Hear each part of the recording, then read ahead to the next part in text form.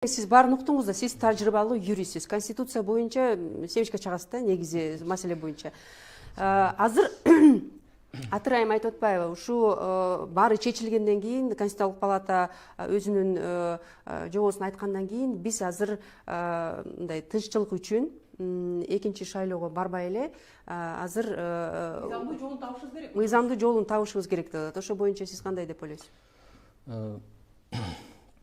Вообще я вижу, сейчас мы попали в определенный политический тупик.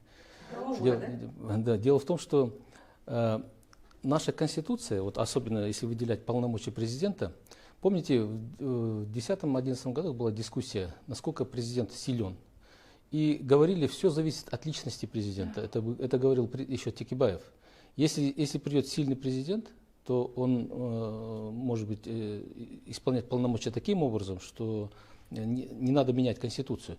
Так вот, я хочу сказать, что пришел человек с сильной волей, нынешний президент, будем говорить. И какой смысл сейчас менять Конституцию? Он хочет установить президентскую форму управления. Для чего?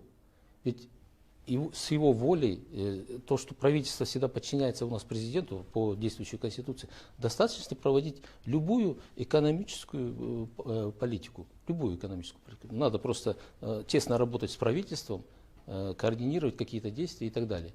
Подбирать кадры хорошие, то есть и с парламентом надо работать. Вот. И поэтому я долго думал, для чего это все делается. Ведь представьте такую ситуацию, что сейчас президент, исходя из его предвыборных каких-то обещаний, он пойдет на изменение Конституции. Если он будет менять Конституцию, то он должен быть переизбран, как говорили мои коллеги. Он должен быть переизбран. Если он будет переизбираться, тогда есть риск, сможет ли он пройти на выборах второй раз. Еще вопрос. Дело в том, что за этот период, пока, через год, через два, если будут у нас выборы, какая будет экономическая ситуация в стране? Никто не знает. Мы можем получить большие проблемы в экономике. Они уже имеются, эти проблемы. Может быть, еще хуже ухудшится экономическое положение страны, и мы получим, может быть, еще хуже социальный конфликт на фоне этого. Поэтому менять Конституцию так бездумно просто, я думаю, вообще никакого смысла нет. И мне кажется, я согласна с вами, не надо было менять, но поменяли форму управления. Нет, еще пока не поменяли. Менде кошумча бар да, биз өзү ушул нерсеге түшүп атканда, ушул нерсеге баратканда эмне болуп атат деп ошондо жасап аткан адамдар ойлош керек эле да. Булар биз өздөрү конституцияны кандай өзгөртүүнү билбегендиктен биз айткандай болот деп эле ушинтип отуруп, мына азыр укуктук мыйзамдык бир чаташкан абалга туш келип калдык. Нормалдуу конституциялык реформа өткөргөн жерлерде, мына ошол Арменияны айтып жатат, Атырайым, ал жерде парламент системага өткөндө кийинки шайлоо менен кошо биз парламент системага өтүп кетебиз деп конституциялык реформаны алдын ала жасап, анан парламент системага өтүп кетишти. Ошо Пашинянын тушунда ошол Саргисянды кызматтан кетирүүнүн дагы бир себептеринин бири ошол жакта жатат да. Булар эми мурда эле конституциялык реформаны жасап, парламентке өтөбүз деп элден бардыгын тактап алышкан. А биздикилер эмне болду? Оюна келгенди жасашты. Бүгүн туруп муну айтат, эртең туруп башканы айтат, аягында келип туруп мындай укуктук чаташкан бир учурга келип калды. Азыр эң коркунуч эмнеде? Эң коркунуч мүмкүн референдумда болбой калышы. 30% элдин келбей калыш мүмкүнчүлүгү. Азыркы президенттик шайлоодо келди, канча бир 32% келди дейт, анан булар көбөйт 39%ке жеткирип кой деп ар кандай сөздөр болуп атпайбы? Азыр жанагы сервердеги иштер боюнча болгондо аябай талаштуу маселелер чыгып жатат. Ошондуктан азыр эми кайрадан референдум кылып конституцияны президенттик шайлоо кылбайбыз деген болсо, булар сөзсүз түрдө ошол референдумга мүмкүн мына каршы чыгып жатат азыр алдын ала. Мүмкүн буларда ой бар, ошол жерге ушул президент мына ушул комиссияда кабыл алынган полномочия менен ишин улантсынбы деген суроо киргизип коюшу мүмкүн. Ушул суроону киргизип коет, анан ага дагы жооп берет дагы, ошону менен президенттин полномочиясы 6 жылга же 5 жылга ошону менен кете берет. Эмнеси жаман? Эмнеси жаман? Бул бир жолу, ушундай жол менен кетишет булар. Жолдун бир ошо биз кабыл албадык, президент шайланды. Референдум өттү. Башкаруу системасын эл тандап алды. мындан ары бирдеме кылышыбыз керек да. Эми Ушу бул башкаруу системасын мен айтып атпайм, ошонун легализация бир жолу бул мындай, бул ушул абалдан чыгуунун бир жеңилирээк жолу ушул болот да. Булар референдумда конституцияны кабыл алып жатканда ушул конституция менен азыркы шайланган президент бул жол иштесинби? же бул жол эмеспи? жоболорго киргизип туруппу, Киргизип коет ошондой. Бул ушундай бир мүмкүнчүлүк да. Ушуну жасашы мүмкүн ушул. Эми бул жерде мына мен Нурлан Берикович менен толук менен кошулам. Ошону айта кетсем, Нурлан Берикович эмне деп атат? Бүгүнкү иштеп жаткан конституция менен президент эгерде экономикалык, социалдык суроолордо реформаларды киргизип, өлкөнү кризистен алып чыгып кетүү иш-чараларды жүргүзөм десе, анда ушул конституция менен кетире берет. Бардык нерселер жакшы эле каралган. Экинчиси болсо деген бул бүгүнкү күндө конституцияны өзгөртүп, өзүн өзү рискке коюп атат, экинчи жолу президенттик шайлоого барып калат деп Нурлан Берикович айтып атат. Мен дагы ошону айтып атам. Эми бунун түбүндө эмнени айтып кетиш керек? Жөн койсо, каяктан чыкты бул конституциялык референдумга алдын ала шашкалактаганы? Мына 17 ноябрда чыккан долбоорду эгерде биз ошол убакытта чырылдап, чырпылдап чыкпай калсак, анда 61 өзгөртүү менен фундаменталдуу адамдын укуктары жана бийлик бутактарынын ортосундагы баланс жокко чыгарылган бир каяктагы бир конституциялык долбоорду эртең референдумга коюп туруп дагы эле өткөрүп кое беришмек. Азыр бизде элде жакырчылык болуп атса, мына маалыматтар боюнча жакырчылык 31%га чейин күчөйүп атат. Мамлекетте 935 миллиард сомго жетти. Эми ал шайлоодогу маселе эмес. Бул бүгүнкү күндө элде ошондой абал болуп атканда, элди мен силерди кылып берем, кредитиңерди жоготуп берем, дагы башка нерселерди айтып туруп, эл ошону күтүп турган кезде, эмоционалдык кез менен колдонуп туруп, ошо конституцияны өзгөртүп алса, биз кантип жашайт элек Кыргызстанда? Ошону ойлонуп коюшубуз керек, унутпашыбыз керек. Жана бүгүнкү күндө мына көрсөтүлгөн конституцияда долбоор берилбей, элдер жок долбоорго кылып алды. Дүйнө жүзүндө биз кайсы учурда бул президент иштей берсин деп жол берет элек? Эгерде дүйнө жүзүндө каралган президенттик өлкөдө мындай стандарттар болот деп эл аралык дүйнөдө деле форс пандемия 4-октябрга чейин баштырылган. Пандемия жылдын башында эле башталган, 2020 жылдын февралынан, мартынан башталган. Ошо 24 март Кыргызстанда официалдуу түрдө пандемия деп чыгарылган мыйзам. Ошондуктан бүгүнкү күндө болуп аткан абал негизи мындайда бардык нерсе болду. Мындан ары мыйзамдын талабы менен жүрүш керек. Эгерде биз чыныгы президенттиктин милдеттерин кала берсин, ыйгарым укуктары күчөлсө да президенттин позициясы кала берсин дегенибизде, эгерде дүйнөдө универсалдуу түрдө стандарт менен жазылган президенттин ыйгарым укуктары болсо, бирок Нурлан Берикович мына конституциялык тармакта юрист катары айтып кетип атат, мен айткан сөздөрдү тастыктап кетип атат. Ошонун жыйынтыгында айтыш керек. Эгерде бүгүнкү күндө президент конституциялык долбоор чыкса, азыр конституциялык кеңеш иштеп атат, чыксын макул көрөйлү, бирок президенттин ыйгарым укуктары күчөйгөн болсо, анда 10-чу келип аткан шайлоонун мөөнөтүндө биз президенттин ыйгарым укуктарын кошо бир бюллетенде өткөрө албайбыз. Анга конституциялык мыйзамда чектөө бар. Бирок аны кайра башынан өткөрүш керек. Аны дагы башка күчтөр, мен мына саясатчы эмесмин, мен болгону бир юристмин, бир адисмин. Бирок саясат күчтөр толугу менен легитимдүүлүгүн саналбай, ошонун аркасынан дагы бир дестабилдүүлүккө мүмкүнчүлүктөр түзүлөт. Ошондуктан мен чакырат элем бүгүнкү күндө бир гана мыйзамдык талап менен түшүп, өзү негизи ушу конституция менен иштей бериш керек болчу. Анан убактысы келгенде өзгөрүлөт болчу. Менин пикирим боюнча, тилекке каршы азыркы иштеп жаткан конституция авторитардык президенттик бийликти орнотконго алып барган. Туурабы? Эми аны баарыбыз моюнга алабыз. 2010-жылы өзүмдүн конституциялык кеңешменин мүчөсү катары жоопкерчиликти мойнума алам, анткени биз тилекке каршы президентке укук коргоо органдарынын үстөмдүк кылганга укук берип койгонбуз. Ал укук коргоо органдарынын колу менен депутаттарды мандатын алып, коркутуп, бүркүтүп, саясий куугунтук кылып атып, жогорку кеңешти алсыз кылып, ошол парламенттик башкаруу формасын дискредитация кылганга алып барганда, анан кийин эгерде азыркы буга чейин убактылуу болгон бийлик болчу да, шайланганга чейинчи убактылуу бийлик ошондой авторитардык башкарууда кала беребиз дегенде, азыркы конституция ыңгайлуу болмок да. Бул толук кандуу шарт берет. Ошон үчүн биз ушундай парламентти, ушундай кризисти, ушундай шайлоону көрдүк да, парламенттикте 2017-жылы өткөн президент шайлоосуна. Анан мен оюм боюнча булар элдин алдында жанагындай чыгып сүйлөп атканда, азыркы ушул иштеп жаткан конституциянын туура эмес жактарын көрүп, конституциялык референдум керек деп аткандын аркасы менен азыркы конституциялык референдум убадасын элдин алдында аткарган катары болуп калды да. Албетте, бул эми болгон окуялар, анан кийин мен деле кошулам. Азыркы иштеп жаткан конституция кала берсе, бул авторитардык мындай күчтүү тамырланган коррупциялык кландык бийлик орнотуп кайра эле жогорку кеңешти эптеген эле нотариус катары берген документтерин кабыл алып койгон боюнча калтырып өзүнүн каалаган нерсесин кылса болот эле. Бирок башка жолду тандашты. Менин пикирим боюнча азыр президенттик шайлоо болобу, болбойбу кайтадан деген талкуунун үстүн жүргүзбөшү керек. Азыр биз карайсың кайра референдум өттү, башкаруу формасын өзгөрттүк.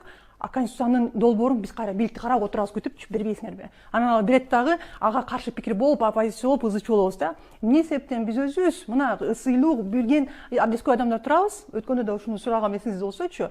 Эмнеге биз өзүбүз сунушталбайбыз? Өттү мынакей макул. Биздин пикирибиз боюнча президенттик башкаруу формасы ушундай болуш керек. Эгерде карасаңар, чындап эле президенттик азыр мен үчүн эң маанилүүсү бийлик бутактардын ортосунда тең салмактуулуктун сакталышы.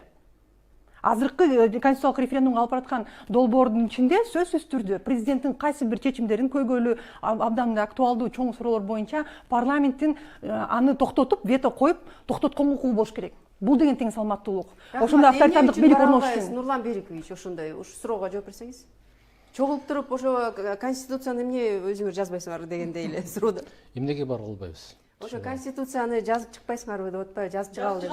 Жазып чыгалы деп. Каршы пикир айткан оңой болуп атат да. Азыр чынында мен бир гана нерсеге баа берем. Азыр бир эле топ жазып атат дейт да. Да, эмнеге биз альтернативсиз жазбайбыз? Альтернатива жазбайлыбы дейт конституция. Альтернатив жазып, ушундай жол менен барсаңар мыйзамдуу, элге туруктуулуктун негизинде референдум өткөзөсүңөр, баардык калган кадамдардын баары мыйзамдан чыкпайт десек, эмнеге болбойт? Биздин атуулдук, жарандык милдетибиз да. Мамлекетти сактап калышчы. А жанагындай бул жана президенттик шайлоо болобу деген бул саясий. Байкасаңар, ким чыгарды бул сөздү? Бул саясий суроо. Азыр эгерде биз конституцияга азыр калып аткан конституцияга бийлик бутактарынын тең салмактуулугун киргизип алсак, бул нерсе бул эң маанилүү. Андан кийинчи азыр да түбү. Андан кийин биз макул конституциялык референдум өткөндөн кийин кайрадан парламент президенттик шайлоого барсын. А бирок конституцияга ошондой авторитардык президенттик бийликти киргизип алгандан кийин кайра президенттик шайлоону өткөзүп президент болсо эмне кылабыз?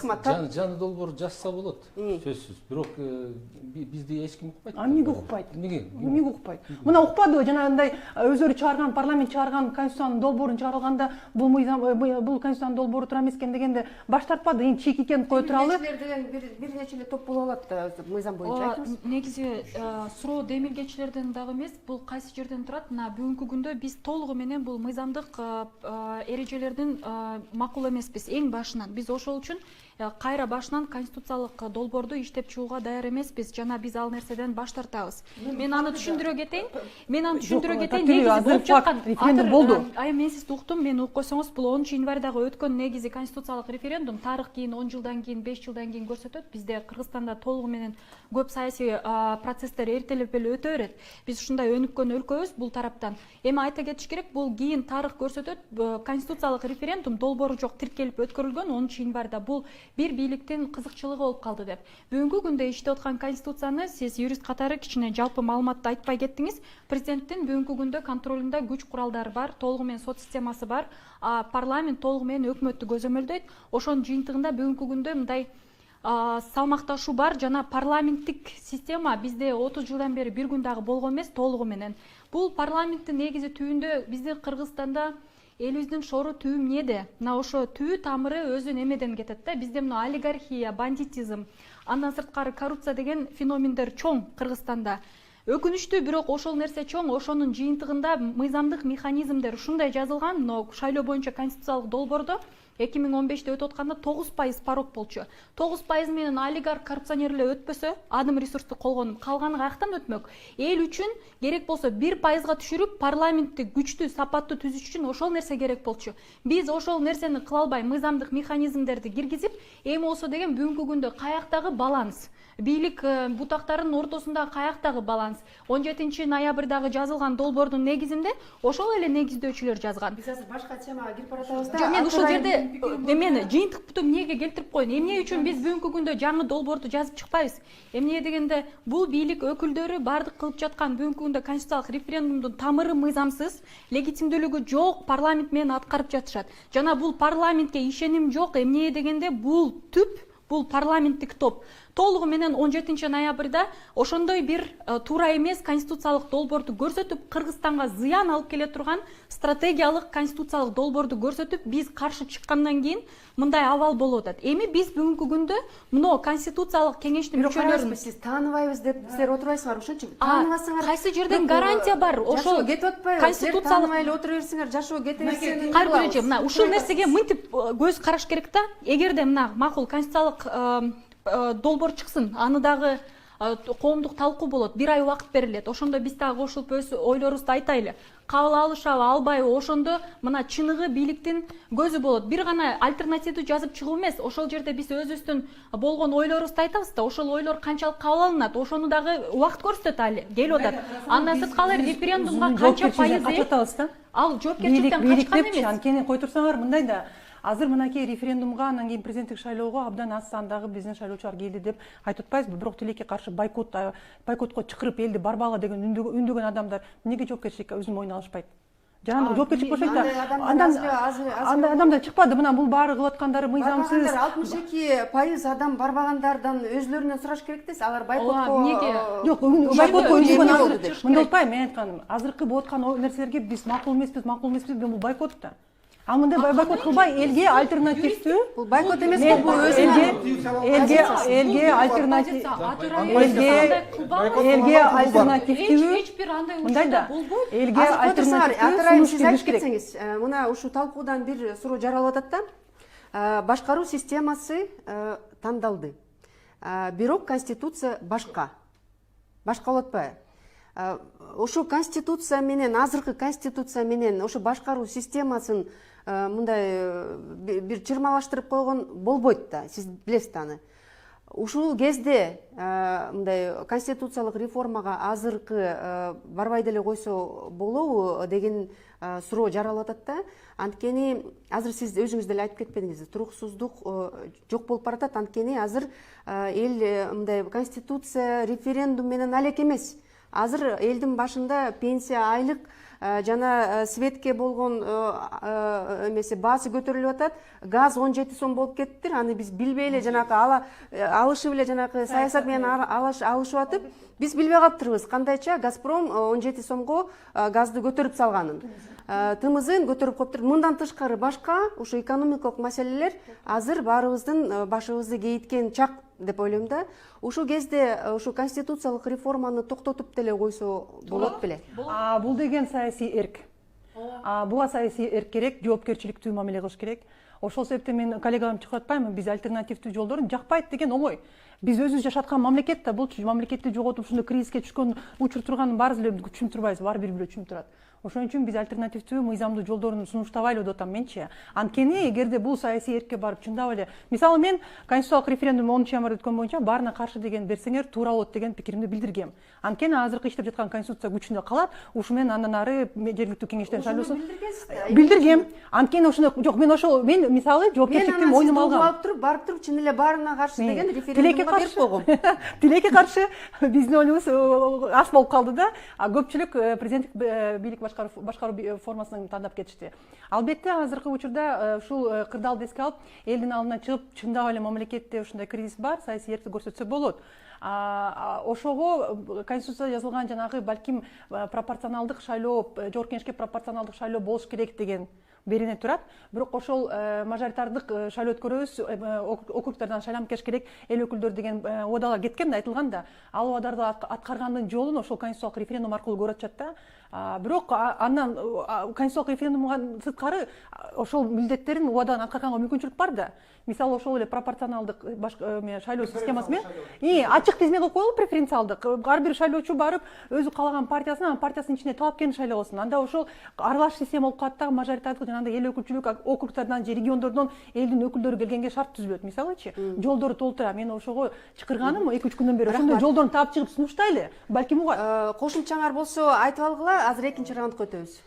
Мен айта кетет элем, мына бизде бүгүнкү күндө шайлоонун жыйынтыгында Садыр Жапаров Жакшынакай президенттик креслого отурду. Эми ошол жерде жакшы иштеп, экинчи шайлоону өткөрбөстөн эле мына конституциялык референдумду токтотуп, жакшы азыр мына өлкөдө болуп аткан парламенттик шайлоого жол берип, порог жөн дегенде 3%га түштү, жакшы сапаттуу парламент түзүлөт. Ошонун негизинде социалдык экономикалык суроолорго көңүл буруп, пандемиянын түгүнө көзөмөл кылыш керек. Анда кийин убакыт келгенде 1 жыл болобу, 2 жыл болобу, мыйзам угутуна баарын түшүрүп алып, анан бийлик бутактарынан парламент тарабынан демилгени чыгарып, жашынакай кылып иш-чаралар жүргүзөбүз. Сөздү айтып едиңиз. Сиз кошумчалай айтсаңыз, айтыңыз, антпесе биз өтүп Мен кетели. деле ошондой деп кошулам. Мисалы үчүн биз чындыгында эле бул чаташкан нерсеге кирип алганыбыздын себеби ошол 20 декабрда парламент шайлоону өткөрбөй койгонубуз да. Мына ошондон баары башталды. Себеби парламенттин дагы легитимдүүлүгү боюнча 28 октябрда мөөнөтү бүтүп, мындай маанилүү маселелерди караганга бир моралдык дагы, юридикалык дагы бир укуктары чектелүү болуп, талаш аябай коомчулукта чоң бир карама каршылыктуу маселелерди жаратып жатат. Муну баардыгыбыз мойнубузга алабыз. Эми ушул парламент конституцияны чампалап, эптеп тигил жакта жазылган, бир жакта жазылган конституцияны алып келип, анысы бир монстрга окшоп көрдүк. Ал жерде курултай деген менен курултайды президент өзү чакырып жатат. Эч кандай анын бир эл мурда каалагандай ыйгарым укуктары жок. Ыйгарым укук берип койсоң, анда бийлик бутактарында таптакыр башка бир кырдаалдар түзүлүп калып жатат. Эми бул татаал аябай бир нерсе экен. Муну эми бир жагынан алганда чындыгында мына референдумду өткөрбөй туруп эле президенттик шайлоону өткөрүп, андан кийин парламент шайлоону өткөрүп, мына ушул мекенчилдер үчүн дагы аябай чоң мүмкүнчүлүк түзүлүп турган. Алар парламенттик шайлоодо дагы парламентке келип өкмөт түзүүгө, кайсы бир союздош партиялар менен өкмөт түзүп, ошол эки тизгин бир чылбырды алганга толук мүмкүнчүлүк бар болчу. Бул мыйзамдык азыркыдай бир туңгуйук алып келбеген, мыйзамдын жолу ушундай эле да. Келип президенттиктен кийин өкмөттү дагы парламент аркылуу алып, андан кийин элге берген убаданы мыйзамдын жолу менен президенттикке өтүү болсо, жаңы парламент менен туура конституциянын долбоорун иштеп чыгып, аны референдумга коюп, кийинки шайлоолордо ошого бара берсе, бул азыркыдай бизде вакуум, азыркыдай талаш тартыш, карама каршылыктар болбойт болчу. Биз экинчи раундга өтөбүз, ал жерде элдин үнүн укканга аракет кылалы.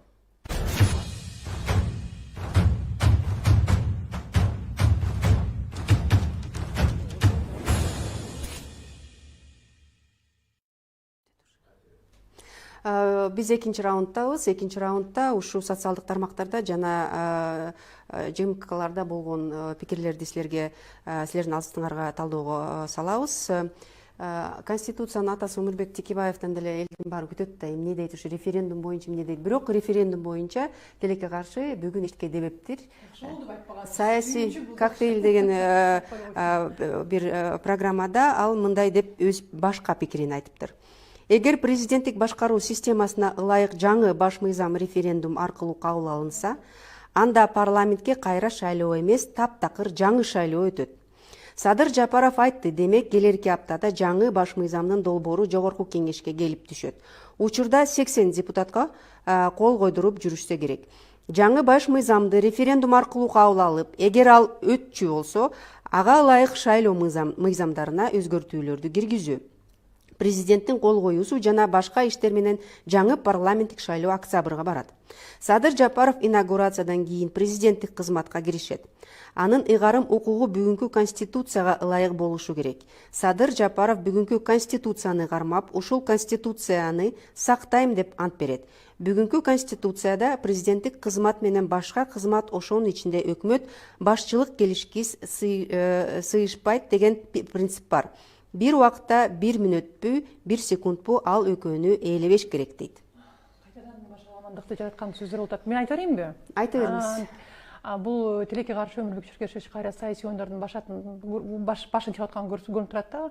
Мындай жарандык саясий жоопкерчилигин көрсөтпөй, тескери кандайдыр бир саясий оюндарга алып баргысы келип атат. Шайлоо мыйзамдарына ылайык талапкер деген ким? Өзүнүн талапкерлигин көрсөткөн биздин адамдар. Анан алардын талапкер деген статусу качан бүтөт? Борбордук шайлоо комиссиясы расмий шайлоонун жыйынтыктарын чыгарып жарыялагандан кийин. Азыркы учурда биз аны Садыр Жапаровду шайланды, президент деп атабыз. Бирок ал президент боло элек да, ал дагы деле талапкер. Анткени борбордук шайлоо комиссиясы алдын ала жыйынтыктарды айтты, билебиз, утуп алды. Бирок акыркы жыйынтыктарды 24-январга чейин чыгарабыз деп атат. Мыйзам боюнча дагы 2 күндүн ичинде аны расмий массалык маалыматтарына жарыялаш керек. Андан кийин 23 22 күндүк мөөнөттө инаугурация болуп антын Бишкекте. Ошол борбордук шайлоо комиссиясы расмий шайлоонун жыйынтыктарын жарыялагандан кийин жалпыга маалымдоо каражаттары аркылуу ошондо бул талап чыгат. Премьер-министр анан кийин президент болуп шайланган адам катары 1 мүнөттөгү 1 секундта боло албайт. Азыркы учурда Садыр Жапаров президент эмес.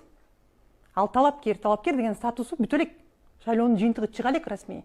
Ошон үчүн бул чындыкка жакпаган, мыйзамга келишпеген пикир. Феликс Кулов эң биринчилерден болуп ушул маселени көтөргөн адам. Бул жерге чакырганбыз, бирок мындай өзүнүн жүйөлүү себептерин айтып, ал келе алган жок. Жаңы конституция кабыл алынгандан кийин кайрадан президенттик шайлоо өткөрүлүшү керек. Эгерде жаңы конституция кабыл алынса, президенттин ыйгарым укуктары кыйла көбөйтүлсө, анда жаңы президенттик шайлоо сөзсүз болот. Эгерде ыйгарым укуктар көбөйсө, анда кандайча өз ыйгарым укуктарын сактап калуу жөнүндө сөз кылсак болот. Жаңы конституциянын долбооруна ылайык буга чейин баарына белгилүү болгондой, президентке жаңы ыйгарым укуктарды берүү пландаштырылууда жана ал мамлекет башчысы гана эмес, өкмөттү жетектеген аткаруу бийлигинин башчысы болот. БШКнын мүчөсү Тынчтык Шайназаров: күзүндө кайталанган президенттик шайлоо болбойт. Жаңы конституцияда шилтеме ченемин белгиленип, ага ылайык 10 январда шайланган Садыр Жапаров өлкөнү башкара берет, бирок негизги мыйзамдын жаңы редакциясында каралган президенттик ыйгарым укуктар менен. Мындай учурда анын ою боюнча мамлекет башчысына жаңы шайлоолорду өткөрүүнүн кажети жок. Өлкөнүн башкы документинин долбоору кабыл алынганда депутаттар менен эч кандай тирешүү болбойт. 6-чы чакырылыш кетип жатат. Алардын президент менен бөлүшүүгө турган эч нерсеси жок деп БШКнын мүчөсү айтып жатат. Кандай деп ойлойсуңар? Бул жерде мына мүчөсү эмнеге таянып айтып жатат? ооба бүгүнкү күндө Бирдемкеге барбы экен, бир законго таяныппы? Же бир эмнеге таянып айтып жатат? Билбейм. Мен билем, жөн гана кошоматчылыкка гана таянып айтып жатат. Башка эч нерсе жок. Мындайда БШКны бул эме жакшылаган жамандаган эмес, бирок мына Тынчтык Шайназаров айтып кетип атат. Күзүндө кайталанган президенттик шайлоо болбойт депчи. Бул алдын ала билеби, ошо президенттин ыйгарым укуктары күчөйгөнүн. Кээ бирде мындай болуп калышы мүмкүн, чыныгы. Президенттик ушул мисалы конституциялык кеңеш, биз азыр билбейбиз да конституциялык кеңештин долбоору кандай. А может ушу конституциялык кеңеш бул иштеп жаткан конституциянын толугу менен жакшы экен, биз өзгөртүүгө даяр эмеспиз деп кол тартып кетсечи. Же болбосо канчалык түрдө ошо президенттин ыйгарым укуктары күчөтүлөт, ошол боюнча алдын ала билгендей болбойт деп койгону бул туура эмес. Эмне дегенде бул бир бийлик бутагынын өкүлү, ошондуктан бул сүйлөп жатканда мамлекеттик орган бир өкүлү, ошондуктан бул таянып сүйлөш керек. Анан мыйзам бар, референдумда каралган 8-берене, бул биз үчүн бир конституция. Экинчи, моралдык тарабынан дагы эл 10 январда добуш берип атканда долбоор тиркелбеген болчу. Дүйнөдө универсалдуу президенттик формага каралган универсалдуу бир ыйгарым укуктар жок болгондуктан бүгүнкү күндө иштеп жаткан конституцияга салыштырмалуу ыйгарым укуктар күчөйгөндүн себебинде анда кайра башынан президенттик шайлоо өтүш керек. А бирок аны бюллетенге тиркеп албайбыз. Ошол бир кыйынчылык. Ошондуктан андан көрө өзгөртпөй ушу конституция менен иштөрсө болмок. Эми өзгөртсө анда кайра башынан президенттик шайлоо болуш керек. Нурлан Беркевич, сиз айтып кетсеңиз, ушу пикирге кошуласызбы? Негизи парламент азыр айтып атпайбы, Таттыбүбү алдын ала билип койгондой кээ бирлер айтып атат депчи? В принципе, я придерживаюсь своего предыдущего мнения, что не следует менять Конституцию, потому что у президента избранного очень много полномочий в рамках действующей Конституции, и президент всегда влиял на исполнительную ветвь власти, он всегда может давать рекомендации премьер-министру. Дело в том, что как управлять, практика. Посмотрите, на протяжении последних вот этих 10 лет избрано было 11 премьер-министров. Для чего? Во имя чего? Никто не смог толком внести свой вклад в развитие экономики, потому что это 1-1,5 года работы премьер-министром, она никакой эффективности не оказывает на экономику. Наоборот, мы постоянно спускались все ниже и ниже. Другой вопрос, как установить вот эту стабильность в экономике, как в управлении нашей экономики это самый один из ваших главных вопросов на сегодняшний день. Неважно, какая форма будет, президентская, парламентская форма, как управлять экономикой, как поднять экономику. Товарищи, давайте об этом будем говорить. Давайте, на следующую тему приглашаю всех экономистов обсудить этот вопрос. Сиз, Айданбек мырза, сиз айтып кетсеңиз, мына биз айтып атпайбызбы? Президент башкаруу формасы мейли тандалды, президент кыйын президент болсо, Садыр Жапаров мындай чын эле аябай мындай күчтүү президент болсо деп өзүңөр деле айтып атпайсыңар. Силер парламентаризмди колдогон адамдарсыңар. Бирок айтып атасыңар, мына келди президент, башкара берсин, ошол менен болбойт да андай. Албетте болбойт. Мен оюмча бул жерде биз эмне үчүн кайра эле ошо өзгөртүш керек болуп калат атпайбы? Коомдо ушул кезге чейин бир нерседе коомчулук ушуга бышып жетилди да, азыркы конституция жоопкерчиликти жаратты. Парламентаризм деп айттык, бирок парламентаризмде жашабадык. Болгону президент баягы өзүнүн ыйгарым укуктарын пайдаланып, андан кийин өзүнүн партиясын алып келип, партиясы аркылуу парламентти, андан кийин өкмөттү бир конституцияда жазылбаган ыйгарым укуктарды пайдаланып, бизде 10 жыл бою ушундай бир жоопкерчилик система болду. Ошондон эл тазадан же биз таза парламенттик системага барайлы. Премьер-министр бардык бийликти алсын дагы ошол баарына жооп берсин. Экономикага жооп берсин, азыр айтылып жаткан, социалдык системага жооп берсин, баарына жооп берсин. Же болбосо президенттикти коелу, ошол жооп берсин деген, ушул бирөөсүн тандайлы деген ушул тантоо болду да.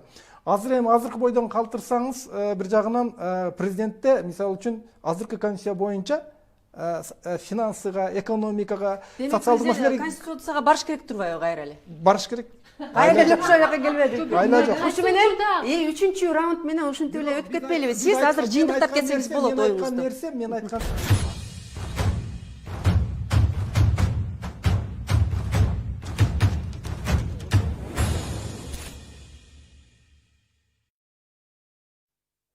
Биз ушу жерде жыйынтыктайбыз, сиз жанакы оюңузду улантып жыйынтыктап кетсеңиз болот. ошол мен айткан дегеним ошол эми канды кааласакпы, каалабасакпы эл ушуну айткан бир адам жооп берсин деп. Же таза парламенттикте премьер-министр, же таза президенттикте президент. Маселе келип эле ошол парламенттикте кантип бийлик бутактарын тең салмакташтырабыз, президенттикте кантип. Бул азыркы Садыр Жапаровдор сунуштаган конституцияда ал нерсе таптакыр сакталган эмес. Проблема ушундан. Анан буларды өткөрүүдө мыйзамды бизде караштырган мыйзам жолдору менен өтүп жатабы? Маселе ушулар деле. Анан элде албетте ошол нерсе же ары же бери болойлу деген нерсе мен ага кошулам. Мен өзүм ошону сунуштап келгем. Нурлан Берикович барбы сизде жыйынтыктоочу жөтөрөлү? Рахмат. Атыр айым сиз айтаттыбы сиз? Негизи Кыргызстанда 30 жылдык эгемендүүлүгүндө айта кетиш керек, бул биз жаңы өнүгүп келаткан өлкөбүз, жаман эмес бардыгы. Бүгүнкү иштеп аткан конституция дагы идеалдуу эмес, бир гана биздин талабыбыз ошо бардык нерсе мыйзамдын эрежелери менен так келген жол иш-чараларды жүргүзөлү деп. Тарых үчүн. Ошонун жыйынтыгында айта кетишке жалпы биздин келечек үчүн, өлкөнү сактап өнүктүрүш үчүн. Негизи бизде жакшы эле бүгүнкү күндө мүмкүнчүлүк бар. Президенттик шайлоону өткөрдүк, жакшы мына легитимдүү институт президенти түзүлдү. Эми легитимдүү парламент президентин түзүп, экономик жакшы жаңы өкмөт түзүп, конституция менен иштеп, экономикалык, социалдык суроолорду бир абалга келтирип, андан кийин жаңы 7 сазыв депутаттары конституцияны демилгелеп алып чыкса, анда суроо жок. Ошон үчүн мен бир гана ушундай көз карашым ушундай, ушул позицияга мындай карманып келип атабыз. Бир гана биз эмес, биздин юридикалык жамаат. Рахмат. Рахмат. Азыр эле мына жакшы силерге ыраазычылык билдирем, ушундай талкуулар көбүрөөк болуп, балким бийлик дагы, эл дагы угуп түшүнсө жакшы болот да. Жакшы талкуу болдук, анан макул болуп атпайбызбы? Азыркы ошол иштеп жаткан конституция жоопкерсиздик бийликти түптөөгө алып келди. Биринчиден, экинчиден, президент өзүнүн ыйгарым укуктарынан ашыкча чыгып, өкмөттүн ишине киришкен. Анткени конституция боюнча азыркы иштеп жаткан президент өкмөттүн ишине кирише албайт. Жанагы эле парламентке сунуштап, анын теги бекиткен премьерине жарлык чыгарып, андан кийин отставкасын кааласа, отставкасын эле калыш керек болчу да. Бирок чынында башкача болгон. Президент айткан талапкер өтчү, президент айткан өкмөттүн курамы түзүлчү, президент айтканды ишке алып барышчу. Биз ошого чейинки президенттерди ошол өзүнүн ыйгарым укуктарынан чыгып кетип, мыйзамды, конституцияны бузганы үчүн сындап келгенбиз. Ошон үчүн бул дагы балким октябрда болгон төңкөрүштө ошого болду. Үчүнчүсү сот бийлиги. Азыркы иштеп жаткан конституцияга ылайык сот бийлиги алсыз. Президенттин аппараты Совет подбор судьянын чечимин, жогорку кеңештин чечимин жокко чыгарып, өзүлөрү каалаган сотторду тандаган система алып барып кошподубу? Анан кийин эгерде азыркы конституция менен чындап эле азыркы конституцияны калтырып коюш шайланып келген президентке абдан ыңгайлуу, авторитардык, күчтүү өзүнүн бийлигин орнотуп, каалашынча чайкаганга. Албетте эгерде эл ошондой президенттик башкаруу формасын тандалгандан кийин конституциялык референдумга барыш бул ошол саясий кризистен тең салмактуулук сакташ үчүн бийликтин жоопкерсиздигинен кутулуш үчүн барыш керек. Бирок барганда азыркы биз укуктук саясий келген момундай чаташкан эмени биз өзүбүз, мен жигердүү жаран, жоопкерчилик жаран катары мисалы оюм ошондо. Биз жолун таап сунушташыбыз керек. Бийлик угуп мыйзамдуу жол менен бара турган болсо, сонун. Жок. Бар жазгыла. Буюрса. Чоң ыраазычылык билдирем. Ушу менен майдан сонуна чыкты. Саламатта болуңуздар. Саламатсыздарбы? Эфирде майдан.